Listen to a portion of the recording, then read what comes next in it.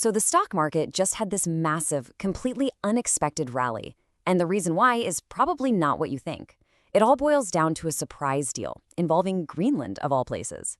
Today, we're going to break down exactly what went down, why it moved billions of dollars, and what it could mean for you. Okay, so let's get right into it. On January 21st, the S&P 500, the big one, the benchmark for the whole market, it just popped. We're talking a jump of 1.16% in just one day. And hey, it wasn't a solo act. The Dow Jones went along for the ride, actually climbing even higher, up over 1.2%. That was thanks to a big boost in those major industrial and financial stocks. Naturally, you can't have a party like this without the tech stocks. The Nasdaq jumped right in there too, with a really solid gain of its own. I mean, this was a rally across the entire board, just a sea of green everywhere you looked. But hold on. This is where the story gets really interesting. Take a look at the VIX. That's the market's fear gauge, right? It didn't just dip. It absolutely plummeted. We're talking a drop of almost 16%. That's basically the market taking a massive collective sigh of relief. And you gotta ask yourself, why? Where did all that good feeling come from all of a sudden? Yeah, exactly. What could possibly cause such a huge swing from anxiety to outright optimism pretty much overnight? Well, you might think it was some big earnings report or a great economic number, but nope. The single biggest driver behind this rally was a surprise geopolitical deal, one that kind of came out of nowhere and took everyone by storm. The catalyst here was something called the Greenland Agreement. Now, this was announced by President Trump after he met with the NATO Secretary General, and it all went down pretty quickly. This framework deal, well, it had some immediate and really powerful ripple effects on global trade. So you're probably wondering what's in this deal, right? Well, it boils down to two main things. The U.S. gets access to some really important mineral rights and also gets to operate a key missile defense system. But, and this is the big one for the markets, the real prize was what the U.S. gave in return. The threat of new tariffs, of a big, messy trade war with Europe, gone. Just completely off the table. And you can see the ripple effect of that news perfectly right here in the bond market. See how those yields on government bonds dropped? That's your classic safe haven asset, where money hides when investors get nervous. So why the drop? Simple. With the threat of a trade war gone, all that nervous money came rushing out of the safety of bonds and poured right back into stocks. But, it's never just one thing, is it?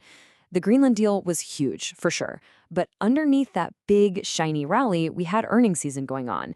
And that was painting a much more complicated, kind of divided picture of what's really happening in the economy. I mean, look at the contrast here. It was like a tale of two completely different companies. On one side, you've got United Airlines, just soaring, right? They reported fantastic earnings, all thanks to really strong demand from business travelers and folks flying premium. Then on the other side, you have Netflix. They kind of stumbled.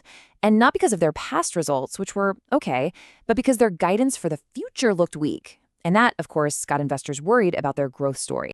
Okay, so let's put it all together. You've got this big geopolitical sigh of relief on one hand, and this really mixed split earnings picture on the other.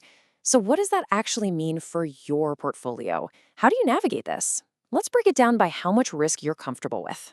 All right, first up, for the conservative investors out there, the ones who like to play it safe, the message right now is pretty clear. Just be patient. Don't rush into anything. A good move would be to wait and see what big names like P&G and Intel have to say later this week. This might also be a smart time to review your bond holdings, maybe lock in some of those profits, and just hold tight to those steady defensive stocks you've got. Now, if you're more of a neutral, balanced investor, this is a moment for some selective action. It might make sense to consider adding to sectors that really benefit from this news. Think travel, for example. But, and this is key, you have to pay super close attention to what companies are saying about their outlook. This is also a perfect time to think about rebalancing your portfolio, maybe trimming back on stocks like Netflix that are showing signs of slowing growth. And finally, for all you aggressive investors, the message is simple. Lean into it. This drop in volatility, that's an opportunity. It's a chance to build up your positions in those sectors that get the biggest boost from lower tariff risk. You could ride the wave of the big earnings winners we've seen. Or, hey, even get a little creative and explore investment themes tied directly to this Greenland deal, like Arctic development. So look, this rally was a big deal. It was powerful. But the million-dollar question is, does it have legs? Can it last?